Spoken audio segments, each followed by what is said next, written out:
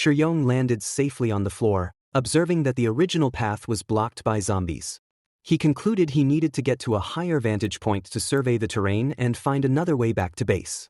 He spotted a building ahead, noting it seemed to offer a good view.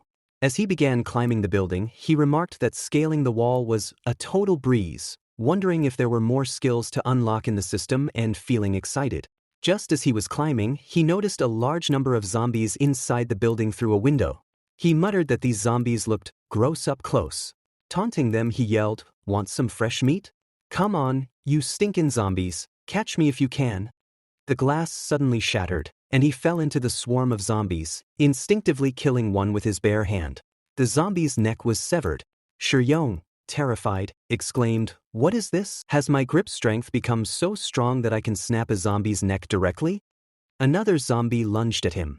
He quickly killed it and then, seeing zombies everywhere, and realizing his trusty iron arm couldn't handle this many, he decided it was better to deal with them later. He jumped out of the room and grabbed onto another window's glass. Zombies tumbled out behind him. He sighed in relief, commenting, "That was close. Just a scratch and that would be the end of me in this dangerous world. You can't afford to be too showy." He then noticed he felt a lot lighter than before and wondered what was happening. He looked behind him and saw his bag was gone. He shouted, "Where's my bag?" It had fallen amidst the zombies. Shuyong exclaimed, "How could this happen? I made it all the way up for nothing, and now I even lost my supplies." He gritted his teeth, lamenting that he had blew his remaining cash on that stuff, adding, "No way. That's my startup capital for getting rich. I must get that back." He courageously returned to the zombies, addressing them, "Hey buddies, I am back. Fancy some soft, tender little human hands?" He extended his hand, and all the zombies started falling towards it, tumbling down because zombies couldn't think logically. Shuyong encouraged them, right, just like that. No rush, one at a time, everyone. The zombies continued falling down one by one. Shuyong, observing the silence, noted that they had all been knocked down and that there were so many of them, making his arms sore from hitting them. He spotted his bag and confidently declared, "These zombies are a piece of cake. Just a tiny trick and they're redone for." Just then, he saw something behind him. He wondered if he had just seen a red shadow or something, or if he was simply imagining things. Suddenly, a very large zombie appeared in front of him and attacked Shuyong. As the zombie lunged, Shuyong frantically slammed out of the door, only to be thrown back against a wall, wincing in pain. He tried to run, but the goblin-like creature in front of him was incredibly fast. Shuyong was shocked, thinking this zombie was unexpectedly agile and that he hadn't even seen it coming. He considered momentarily returning to the modern world to avoid danger, but quickly realized he would reappear in the same spot upon shifting back, which would be a waste of his skill points. Damn, no time, he thought. He had no choice but to go all in. He activated the system and commanded it to use all stored zombie cores and skill points for an upgrade. His quick climb skill immediately upgraded to level 6, and he unlocked 2 new skills, fearless focus and steady footing. He turned back to the zombie, now able to see its movements clearly. He thought he had its current moves down and could dodge its attacks just in time. He ran, the zombie close behind him. He realized it was still clinging to him, unable to shake it off even after using all his skill points. He cursed, thinking he was only just keeping pace with it. He had expected to suppress it by going all out. With such high-speed movement, his stamina was depleting fast. He knew he wouldn't last much longer. If he slowed down for even a second, it would catch up and snap his neck. Just then, he reached a dead end, a concrete wall. But Shuyong grabbed a log of wood lying nearby and pierced it straight through the goblin's shoulder, all the way to its spine, getting it through the zombie's body. He relaxed for a moment, but then the goblin started moving again. Shuyong exclaimed, "Damn it! Not dead yet. What the heck is this thing?" Finally, he managed to kill the zombie and extracted the zombie core from its body. Tired, he mumbled that he had managed to salvage something after all. Just as he emerged, Ruo saw him and thought that he had actually managed to escape. She concluded that Shuyong's combat abilities seemed to be on par with hers. Shuyong reached the bunker and announced his return, inviting them to come and see what cool stuff I bought. "I'll blow your minds." Yun's younger sister came out and joyfully exclaimed, "Brother Shuyong, you back." Shuyong asked who she was. She identified herself, asking if he couldn't recognize her without bandages and why he was covered in blood. She asked if he was all right. He reassured her he was fine, explaining it was all zombie blood. She pressed him, telling him he better not be lying and to let her check on him. Shur-yong confidently invited her to check him out as much as she liked, feeling amazing. She indeed found no wounds. She then observed that he was covered in dirt and urged him to get cleaned up quickly, offering to bath with him. Shur-yong was taken aback, asking what she meant by, "You and me bath together." She confirmed it, already taking off her clothes, and explained that they needed to save water since it was in short supply. Inside the bathroom, Ruo urged Shur-yong to hurry up and undress, questioning why he was taking so long to come in. Shur-yong expressed concern, asking if her older sister would kill him if she found out. Ruo dismissed his worry, stating her sister wouldn't get mad and they usually bathe together anyway. She told him to stop delaying and just come in. Shur-yong, internally conflicted, thought, "Is this how it should be? Then I shall respectfully comply. I'm coming in." He turned to enter, but just then Yun, her elder sister, arrived and grabbed Shur-yong by the ear, demanding he stop right there. She accused him of seeing her sister's naked body. Shur-yong quickly denied it, claiming that since childhood he had had extremely bad eyesight, like 8,000 degrees of nearsightedness, so bad he wouldn't even recognize his uncle if he stood centimeters in front of him. He then came out of the bathroom, changing the subject, and proudly declared, "Look what cool stuff I bought back. We got enough stuff here to last for days." He added that for a balanced diet, he had also brought some fruit. Yun saw the bananas and seemed surprised. Shur-yong offered them to her, telling her not to be shy and to go ahead and eat. He then playfully smacked a banana into her mouth. She licked the banana, then ate it, exclaiming how sweet and delicious it was. She then looked at Shur-yong, noticing his expression, and asked what was wrong. He quietly replied that he needed to savor it a bit more. Her sister, Ruo, remarked that there was so much food, it was like a dream. Yun asked Shur-yong if he was giving all the food to them, acknowledging that these were all very, very precious supplies. Shur-yong confirmed he was aware of that but stated he had given his word that if they guaranteed his safety, he wouldn't let them down. Yun thought to herself, yes, no matter what, I should keep my promise. However, she also remembered that when Shur-yong was in danger earlier, she had just hidden in the shadows and hadn't helped him. Shur-yong then confessed that his savings could only afford this much supplies one more time, indicating he needed to figure out a way to make money fast. He also internally reminded himself that he still needed a zombie core for his dimensional shift points and that he was out of skill points. Yun questioned the usefulness of money, stating it was practically worthless, just like scrap paper, and, too, slippery even for wiping your butt. Shur-yong clarified that, to be precise, it should be gold and treasures and such. He explained that his business was trading supplies for these things. Both Yun and Ruo stood up and looked at each other. Yun then walked towards the table and pulled out a gold bar that she had been using to balance the table. She asked Shur-yong if he thought this would work. There were 3 gold bars. He thought the texture is gold. She then stated that she remembered it was called that, but it was basically worthless now. She explained she had used it to prop up the table leg because it was perfectly square. She then asked if this was what he considered gold and treasures. If so, she had 5 or 6 more pieces on the table over there. Shur-yong was shocked to see them. She told him to take them all as they were useless to us anyways. He then found himself sitting in front of 7 or 8 gold bars on his table. Shur-yong slept soundly, dreaming of his newfound wealth. He was muttering about being rich and having money now, but just then Ruo, the younger sister, approached him, a knife in hand, poised to stab him. Yun, the elder sister, swiftly intervened, grabbing Ruo's arm and asking what she was doing. Ruo declared that if they killed him now, all his supplies would be theirs.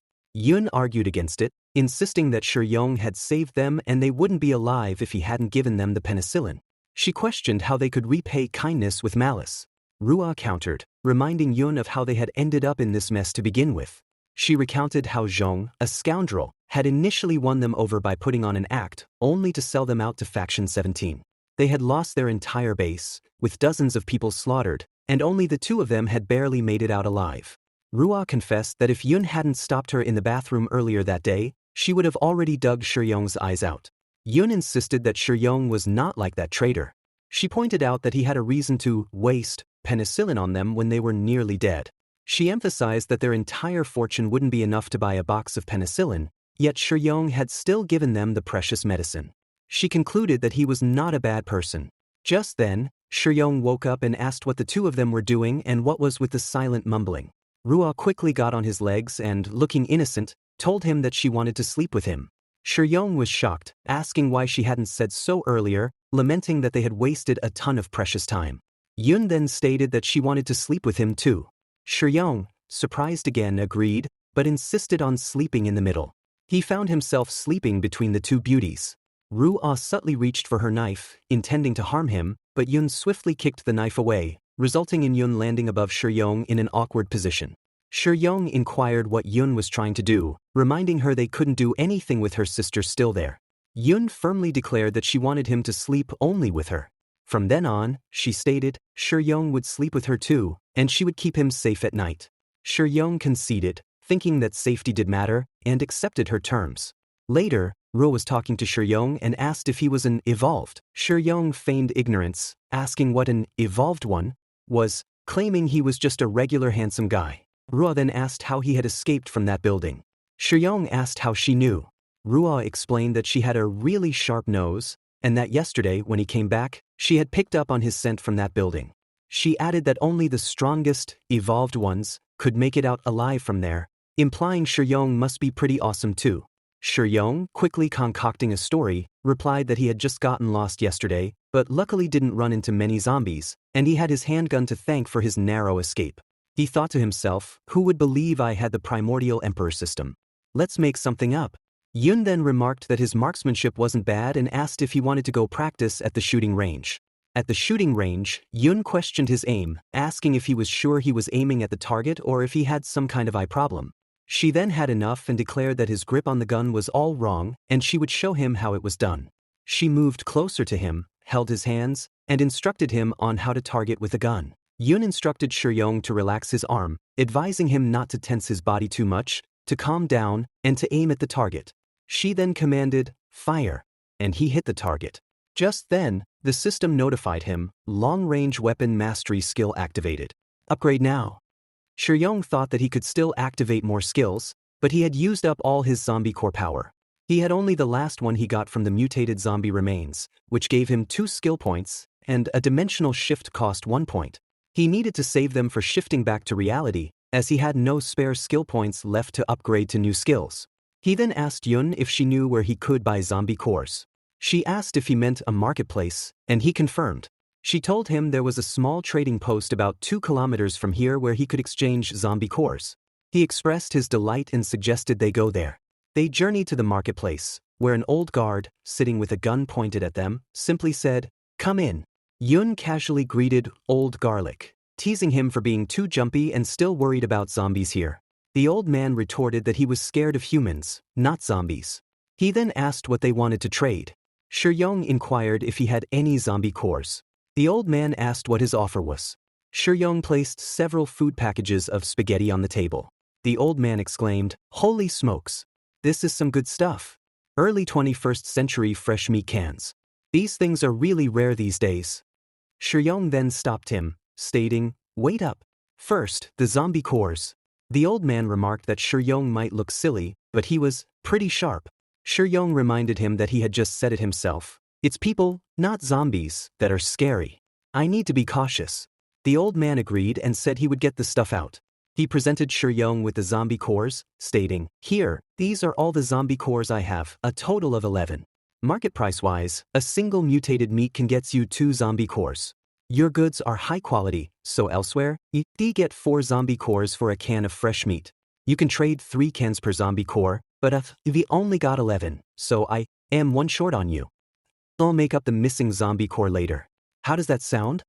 Shuyong declined the offer for him to make up the missing core and added that he was going to throw in another can for him, but he had a request. The old man asked what it was. Shuyong then showed him a piece of gold and asked him to take a close look and if he recognized it. The old man admitted he was no expert, but it certainly didn't look like gold to him. Shuyong affirmed, "Nailed it. You got a keen eye. Guess I was right to see you. The extra cans are your commission, brother. You seem well connected. Help me gather metals of this kind, and I'll trade cans for whatever you collect. What do you think?" The old man said his deal sounded pretty sweet, but questioned why Shuyong needed this gold, as it wasn't worth a lot. Shuyong dismissed his concern, telling him to find as much of this stuff as he could, emphasizing, the more, the merrier. I'll take all you've got. Shi-Young then powered up the system with the zombie cores, and he had a total of 4 points. He commanded, upgrade long-range weapon mastery 4 times. He then loaded the gun and shot at the target, hitting all of them. He declared he had finally become a more like shooter. Shi-Young then announced he had just activated a new effect called Doom Bullet, remarking it sounded pretty bad. He immediately wanted to try shooting one, but the system informed him that the Doom Bullet could only be used for free once a day. Shi-Young complained about the system's stinginess and asked how to use the Doom Bullet then. The system instructed him to simply shout, Doom Bullet, fire, and launch it. Shi-Young found this ridiculous, asking if the system was kidding him and if it thought he was some kind of superhero needing to shout out his moves, calling it too embarrassing. The system retorted by asking if all humans didn't like to yell out their moves before making them, claiming it was according to your customs. Shi-Young snapped back, asking the artificial damn bit if it had decided to be considerate now, recalling that when he was about to fall to his death earlier, he hadn't seen it rushing to help. He then looked around, gathered his confidence, took out the gun, and shouted, Doom Bullet, fire.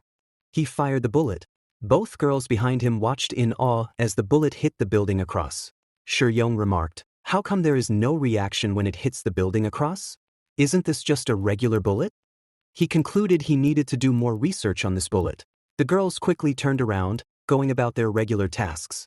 Yun, the elder sister, suggested they just leave things there and clear out a room for Shi-Young. Just then, Shi-Young asked if she could actually carry all that stuff and offered to help her with it. The elder sister scoffed, stating, what? It's not heavy at all. This weight is nothing for us evolvers. Shi-Young was intrigued, repeating, evolvers? This is incredible. She confirmed, stating that ordinary survivors couldn't compare to them, but very few people managed to evolve successfully. Shi-Young then asked if there were any requirements to become an evolver and if he had a chance to become one. She asked if he wanted to become an evolver and explained there were 3 ways to do so. The first way was to get infected with the R virus. As long as one survived without turning into a zombie and successfully developed their talent, they had a chance to become an evolver. However, this method was more common in the early stages of the R virus outbreak and was hardly heard of later on. The second method was directly consuming a zombie core. After swallowing it, as long as one didn't bust from it, there was less than a 10% chance of becoming an evolver. The third method was to take an evolution potion. These came in 3 levels, 1, 2, and 3, and she had heard that major organizations even had better evolution potions. Shi-Young's eyes lit up. He asked where they could get these potions, declaring he was willing to trade whatever it took. Yun offered to take him to the Earth Construction Alliance's stronghold, explaining they were different from Camp Number 17. They were an organization that only looked at benefits, so he should be able to trade resources for an evolution potion there. Shi-Young exclaimed, great. Let's set off tomorrow. The next day, Shi-Young, with his backpack, glanced at Ruo, the younger sister, and asked Yun if Ruo wasn't coming along with them and why he always felt like she was glaring at him these days. Yun dismissed his concern, stating Ruo was glaring because she had an eye condition. Just then, they reached the outskirts of their base, and there were too many zombies. Yun remarked that it felt like there were more and more zombies near the base and that it looked like it was time to clean up a bit. Meanwhile, back at the shooting range, Ruo angrily muttered about that damn Shi-Young and why Yun wouldn't let her kill him. Just then, she saw the building in front of her collapse. She thought, what the heck? How did the building across collapse? It was due to the Doom Bullet that Shi-Young had fired earlier. In the quiet streets, a lone zombie ambled along until it was abruptly struck by a dagger.